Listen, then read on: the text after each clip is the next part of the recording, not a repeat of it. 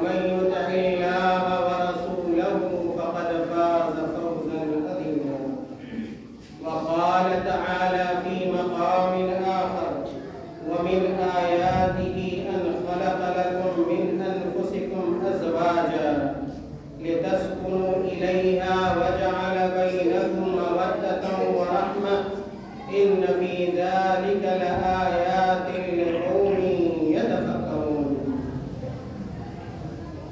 محترم حاضرین جمعہ، بزرگوں، بھائیوں، نوجوان ساتھیوں اور میری آواز سننے والی پردہ نشین خواتین حضرات اور عزیز بچوں،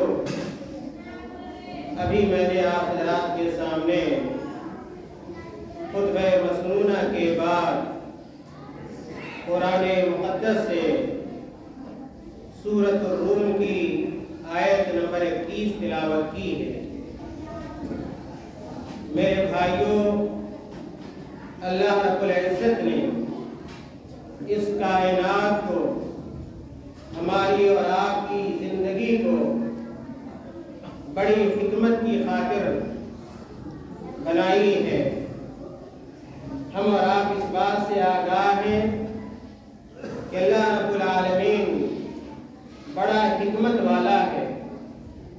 اللہ رب العالمین کا کوئی کام حکمت سے خالی نہیں ہوتا ہے۔ اسی حکمت کے پیش نظر اللہ رب العالمین نے اس کائنات کے ذرے ذرے کو پیدا کیا، بالخصوص انسانوں کو پیدا کیا۔ اللہ رب العالمین نے مرد بنائے، عورتوں کو اللہ رب العالمین نے وجود بخشا، اور ہم انسانوں ہی میں سے اللہ رب العالمین نے ہمارے جوڑے متعین کیے، مقرر کیے۔ میرے بھائیوں، اللہ رب العالمین نے یہ جوڑے کیوں بنائے؟ مرد کے ساتھ عورت کو کیوں پیدا کیا؟ اس جوڑے سے فائدہ کیا ہے؟ اللہ رب العالمین نے اس حقیقت کو اور اس کی حکمت کو قرآن کریم کے اندر بیان فرمایا ہے۔ میں نے جو آیت کریمہ آپ کے سامنے پڑھی ہے، میرے بھائیوں غور سے سنیں کہ اللہ رب العزت اس آیت کریمہ کے اندر کیا فرما رہا ہے۔ اللہ تعالیٰ کہتے ہیں وَمِنْ آيَاتِهِ أَنْ خَلَقَ لَكُم مِّنْ أَنفُسِكُمْ أَزْوَاجًا، کہ اللہ رب العالمین کی بے شمار نشانیاں ہیں، اور ان بے شمار نشانیوں میں سے ایک نشانی رب العالمین کی یہ بھی ہے کہ اللہ تعالیٰ نے ہمارے ہی میں سے ہمارے جوڑوں کو پیدا کیا، انسانوں ہی میں سے، بشر ہی میں سے اس کا جوڑا بنا دیا۔ اور آخر یہ جوڑے کیوں بنائے اللہ رب العالمین نے؟ مرد اور عورت کو کیوں بنایا، کیوں پیدا کیا، ایک دوسرے کو جوڑا کیوں قرار دیا اللہ رب العالمین نے؟ اللہ تعالیٰ نے کہا لِتَسْكُنُوا إِلَيْهَا لِتَسْكُنُوا إِلَيْهَا وَجَعَلَ بَيْنَكُمْ مَوَدَّةً وَرَحْمَةً، کہ اللہ تعالیٰ نے انسانوں میں سے ہی جوڑے اس لیے بنائے تاکہ مردوں کو سکون حاصل ہو، مردوں کو اطمینان حاصل ہو۔ میرے بھائیوں، اگر ہم چاہتے ہیں کہ ہمیں سکون مل جائے، ہمیں قرار نصیب ہو، ہمارے گھر کے اندر بھی سکون برپا ہو، آج دیکھیں گے بڑا افسوس ہوتا ہے، اکثر گھروں میں بے چینی نظر آتی ہے، بے قراری نظر آتی ہے، لڑائیاں ہوتی ہیں، جھگڑے ہوتے ہیں، بالخصوص جو اچھے معاملات میاں بیوی کے مابین ہونے چاہیے، مرد اور عورت کے اندر جو بہتر تعلقات ہونے چاہیے وہ بہتر تعلقات نہیں ہیں۔ آخر اس کی وجہ کیا ہے میرے بھائیوں؟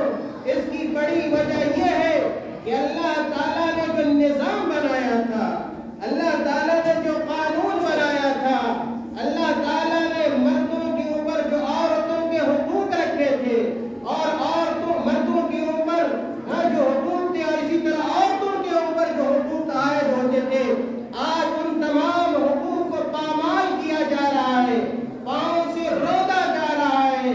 کتاب و سنت کی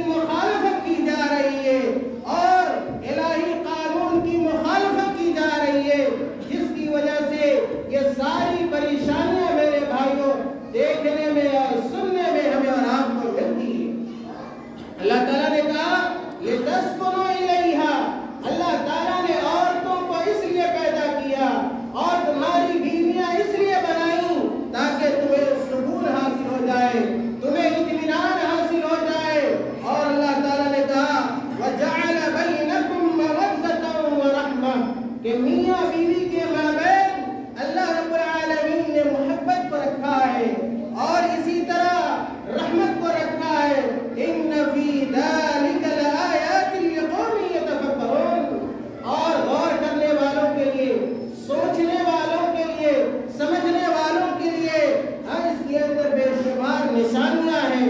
میرے بھائیوں، اس آیت کریمہ سے ہمیں معلوم ہوا کہ یہ بیویاں، یہ عورتیں باعث سکون ہیں، باعث اطمینان ہیں، اور ان عورتوں سے ہمیں ان عورتوں اور مردوں کے مابین میل جول ہونا چاہیے، آپسی محبت ہونی چاہیے اور آپسی رفاقت ہونی چاہیے۔ اور یہ جو خلفشار ہوتا ہے، بے اطمینانی کی صورت ہوتی ہے، یہ اس وقت ہوتی ہے جب ہم اللہ تعالیٰ کے نظام اور قانون کی مخالفت کرتے ہیں۔ اور میاں بیوی کے مابین یہ الفت و محبت قائم رہے، باقی رہے، برقرار رہے، اس کے لیے اللہ تعالیٰ نے کچھ حقوق وضع کیے ہیں، کچھ واجبات قرار دیے ہیں۔ اگر ان واجبات کی ہم ادائیگی کریں گے اور اس قانون پر ہم چلیں گے تو اللہ تعالیٰ یقیناً ہم مرد اور عورت کے مابین جو محبت رکھا ہے وہ محبت ہمیں دیکھنے کو ملے گا۔ میرے بھائیوں، میں نے کہا کہ مردوں کے اوپر عورتوں کے حقوق ہیں اور عورتوں کے اوپر مردوں کے حقوق ہیں، اور انہی چیزوں میں گھر کا سکون ہے، گھر کا اطمینان ہے، اور گھر کے مابین ہمارے یہ محبت کی فضا میرے بھائیوں قائم ہو سکتی ہے۔ اور زیادہ تفصیل کا موقع نہیں ہے، عام طور پر ہم یہ سنتے رہتے ہیں کہ عورتوں کے اوپر مردوں کے بے شمار حقوق، عورتوں کے اوپر مردوں کے بے شمار حقوق ہے، لیکن بہت کم یہ بتلایا جاتا ہے اور بیان کیا جاتا ہے کہ مردوں کے اوپر بھی عورتوں کے حقوق ہیں۔ جس طرح ہم یہ چاہتے ہیں کہ ہماری بیویاں اور عورتیں ہمارے حقوق کی ادائیگی کریں، اسی طرح ایک مسلمان مرد کو چاہیے، ایک مسلمان شوہر کو چاہیے کہ اللہ تعالیٰ نے اور اللہ کے رسول صلی اللہ علیہ وسلم نے عورتوں کے اور بیویوں کے جو حقوق اس کے اوپر عائد کیے ہیں، ان حقوق کی کما حق میرے بھائیوں ادائیگی کرے۔ بہت سارے حقوق ہیں، ان میں سے پہلا حق جو شوہر کے اوپر عائد ہوتا ہے، میرے بھائیوں غور سنیں، اس لیے کہ یہ چیزیں ہمارے لیے باعث رحمت ہے، باعث اطمینان ہے، اور ہمارے گھریلو جو جھگڑے ہوتے ہیں ان چیزوں کا اس کے اندر علاج بھی ہے، اور یہ قرآنی علاج ہے اور یہ نبوی علاج ہے۔ آج یہی چیزیں ہمارے گھروں کے اندر نہیں ہے، جس کی وجہ سے ہمارا گھر جہنم زار بن جاتا ہے۔ ہم بسا اوقات گھر میں آنا نہیں چاہتے، اپنے بال بچوں کے ساتھ رہنا نہیں چاہتے، اور ہمارے تعلقات اپنی بیویوں سے بہت ہی خراب ہو جاتے ہیں۔ میرے بھائیوں، ایک بیوی کا شوہر کے اوپر سب سے بڑا حق یہ ہے کہ شوہر بیوی کے ساتھ اچھا معاملہ کرے، اچھے معاملات کرے۔ اللہ تعالیٰ نے قرآن کریم کے اندر ارشاد فرمایا، وَعَاشِرُوهُنَّ بِالْمَعْرُوفِ وَعَاشِرُوهُنَّ بِالْمَعْرُوفِ فَإِنْ كَرِهْتُمُوهُنَّ فَعَسَىٰ أَن تَكْرَهُوا شَيْئًا وَيَجْعَلَ اللَّهُ فِيهِ خَيْرًا كَثِيرًا۔ اللہ تعالیٰ نے کہا کہ اے شوہروں، اے مردوں، عورتوں کے ساتھ اچھے معاملات اختیار کیا کرو، اچھے معاملات کرو، اور تمہارے تعلقات اچھے ہونے چاہیے۔ فَإِنْ كَرِهْتُمُوهُنَّ، ہو سکتا ہے کہ کبھی کسی عورت یا کہ اپنی بیوی سے کوئی ناخوشگوار عمل دیکھنے کو مل جائے، یا کہ ایسا عمل جسے تم پسند نہیں کرتے ہو، اچھا نہیں سمجھتے ہو، لیکن عین ممکن ہے کہ جس چیز کو تم ناپسند کرتے ہو، عورتوں میں برا تم دیکھ رہے ہو، اللہ تعالیٰ اسے کسی اچھی چیز کا ذریعہ بنا دے۔ فَعَسَىٰ أَن تَكْرَهُوا شَيْئًا، کہ عین ممکن ہے کہ جس چیز کو تم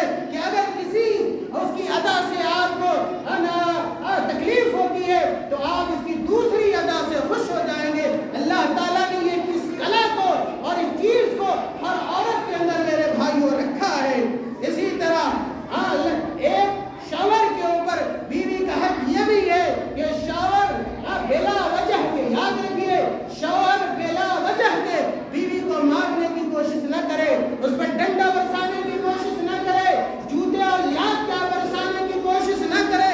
دیکھیں اللہ کے نبی صلی اللہ علیہ وسلم کی اس ہدایت کو، اللہ کے نبی صلی اللہ علیہ وسلم نے کہا کہ وَلَا تَضْرِبِ الْوَجْهَ وَلَا تُقَبِّحْ وَلَا تَضْرِبِ الْوَجْهَ وَلَا تُقَبِّحْ۔ اے مردوں سنو، اے شوہروں سنو، اے آدم کے بیٹوں سنو، وَلَا تَضْرِبِ الْوَجْهَ۔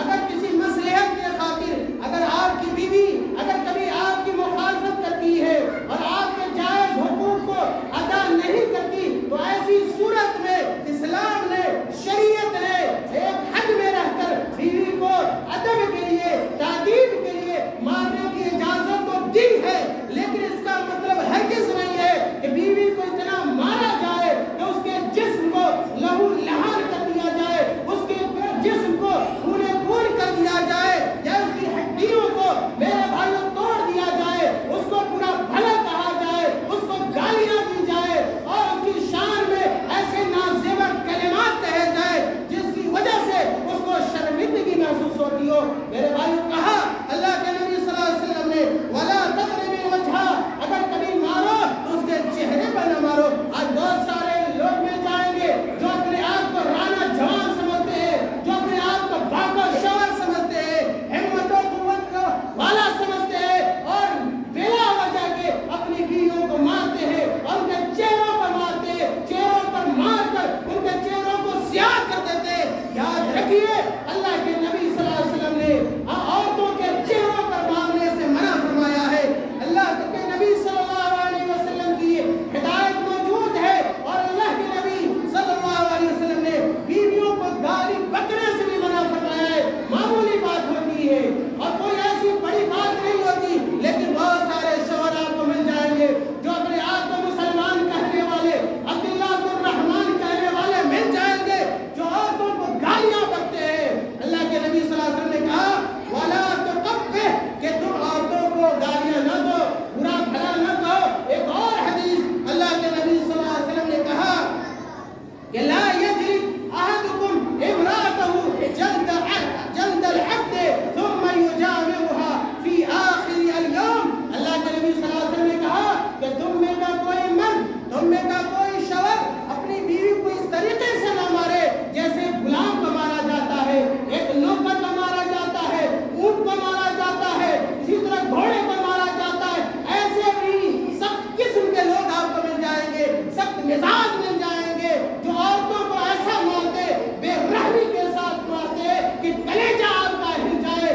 اور اسی طرح اگر کسی جانور کو بھی مارا جائے اور وہ جانور بھٹک جائے اور بھاگنے پر میرے بھائیوں مجبور ہو جائے۔ دیکھیے اللہ کے نبی صلی اللہ علیہ وسلم کی ہدایتیں، اللہ کے نبی صلی اللہ علیہ وسلم کی توجیہات ہے ہم مسلمانوں کے لیے، ہم مردوں کے لیے، ہم عورتوں کے لیے۔ اور ایک مسلمان اللہ سے محبت کرنے والا ہوتا ہے۔ اللہ کے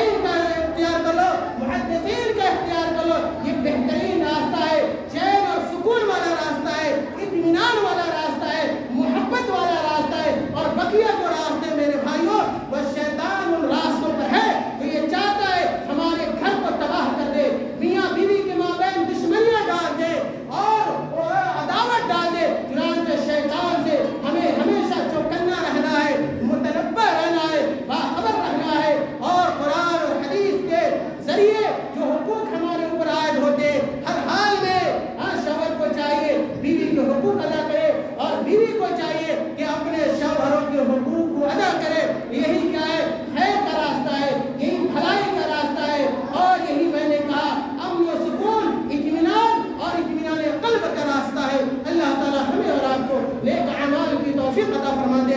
اللہ تعالیٰ ہمیں اپنی بیویوں کے حقوق کی ادائیگی کی توفیق عطا فرما دے. اللہ تعالیٰ جب تک اس دنیا کے اندر ہمیں زندہ رکھے, کتاب و سنت کا پابند بنائے رکھے, اور جب ہمارا خاتمہ ہو ایمان پر ہو. وآخر دعوانا الحمدللہ رب العالمین.